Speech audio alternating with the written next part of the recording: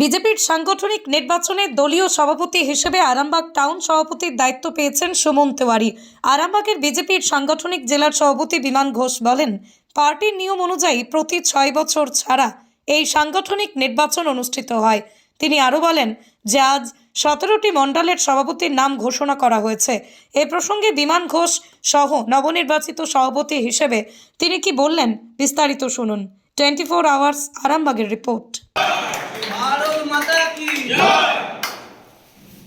এরপর মাল্যদান সম্বোধনা দিচ্ছেন আমাদের 19 নম্বর ওয়ার্ডের কাউন্সিলর এবং বিদায়ী সভাপতি বিশ্বজিৎ ঘোষ।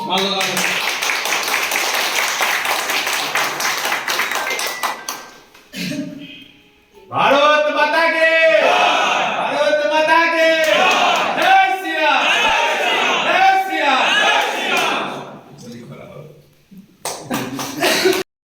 দেখুন, আমি সর্বপ্রথম আগে ধন্যবাদ জানাই দলকে আমাকে দায়িত্ব দেওয়ার জন্য, আমার উপর বিশ্বাস রাখার জন্য। তারই সাথে ধন্যবাদ জানাই আমাদের জেলা সভাপতি বিমানদাকে আমার উপর আস্থা রাখার জন্য। আগামী দিনে দলের জন্য আরও ভালো কাজ করতে পারি, নিঃস্বার্থভাবে কাজ করতে পারি সেই আশা রাখি। এবং আমাদের টাউনে যত কার্যকর্তা আছে সবাইকে বলবো, আমরা যেমন একসাথে লড়াই করেছি, আগামী দিনেও একসাথে লড়াই করব এবং যাতে আরামবাগ টাউন আরও ভালো রেজাল্ট করতে পারে সেই আশা রাখি। আমাদের পার্টির সিস্টেম অনুযায়ী প্রতি 6 বছর ছাড়া ছাড়া আমাদের সাংগঠনিক নির্বাচন হয়।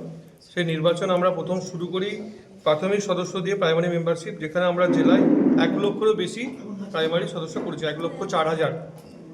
তারপরে আমরা অ্যাক্টিভ মেম্বার করেছি প্রায় 1100-র কাছাকাছি। এরপরে আমাদের বুথ সভাপতি হয়েছে।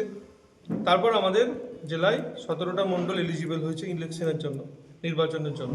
সেই নির্বাচন প্রক্রিয়া সম্পূর্ণ হয়েছে, নমিনেশন সম্পূর্ণ হয়েছে পার্টির গঠনতন্ত্র অনুযায়ী। তারপরে আমাদের আজকে 17টা মণ্ডলের সভাপতির নাম ঘোষণা হয়েছে, তারা নবনির্বাচিত।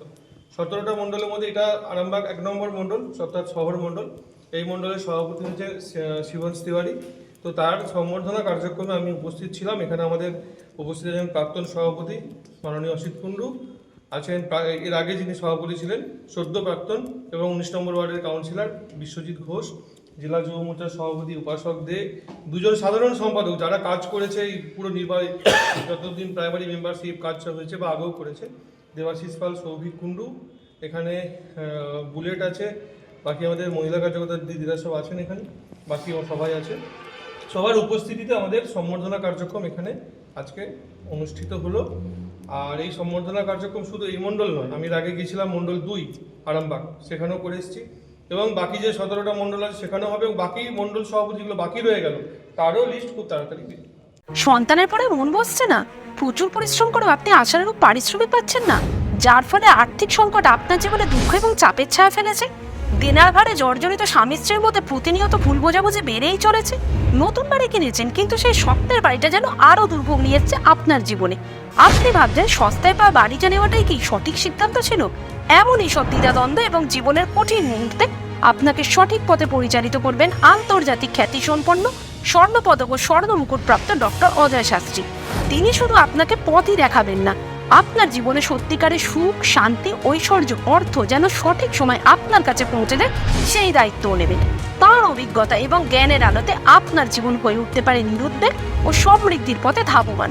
তাই আর দেরি নয়, স্ক্রিনে দেওয়া নাম্বারে এখনই ফোন করে ডক্টর অজয় শাস্ত্রীর সাথে যোগাযোগ করুন।